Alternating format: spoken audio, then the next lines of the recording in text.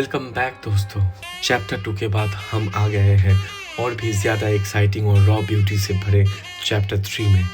आज हम एक्सप्लोर करने वाले हैं कंदमाल फुलबनी की असली कल्चर वाइफ, उनकी डिवाइन डांस, उनकी ट्रेडिशन और उनकी रॉ एनर्जी।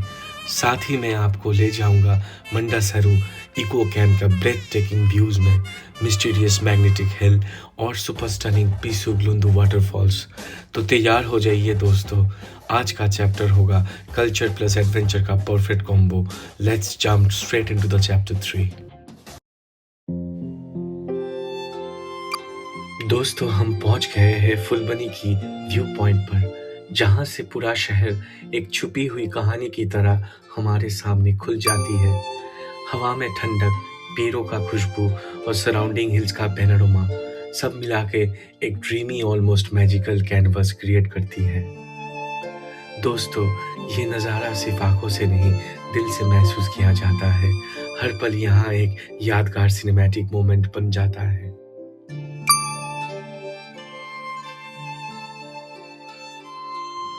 मंडासरू विलेज की तरफ बढ़ते हुए रास्ता एकदम शांत था। पहाड़ी हवा, जंगल की खुशबू, सब कुछ अपने फ्लो में चल रही थी। लेकिन अचानक ढोल की गूंज हवा को चीर देती है। हमारी नज़र पड़ती है गांव के लोगों पर, जो कार्तिक पूजा के लिए अपने पुरखों की परंपराएं निभा रहे होते हैं। सफ़ेद धोती, रंग बिरंगी गमछे और ढोल की धड़क के साथ उनका एकजुट होना एकदम सिनेमैटिक लगती है।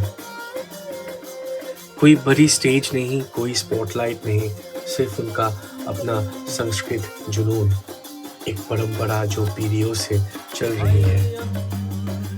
उन्हें देखकर लगता है इंडिया की असली खूबसूरती यही बसी है इन गाँव में, इन लोगों में, इन रिवाजों में।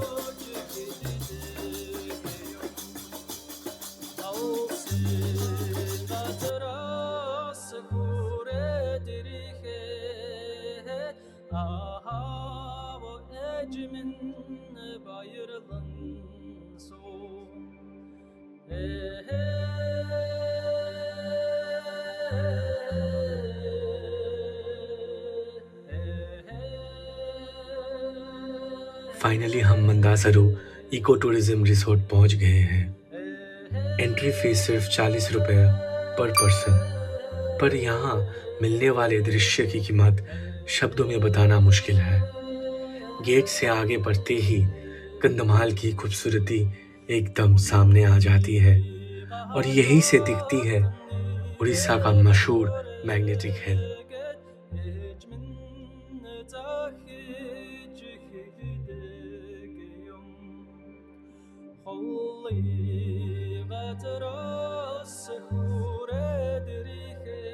कहते हैं यहाँ से कोई एयरप्लेन नहीं गुजरता।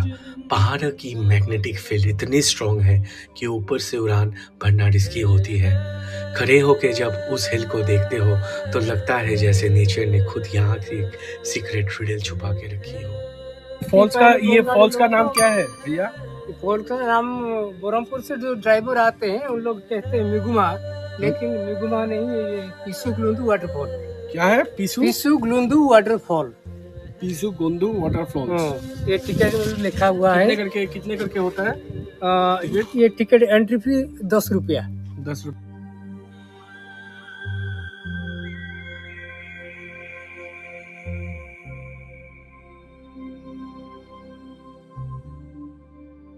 जंगल के बीच से होते हुए पतली सी मिट्टी की राह पर हम आगे बढ़ते गए।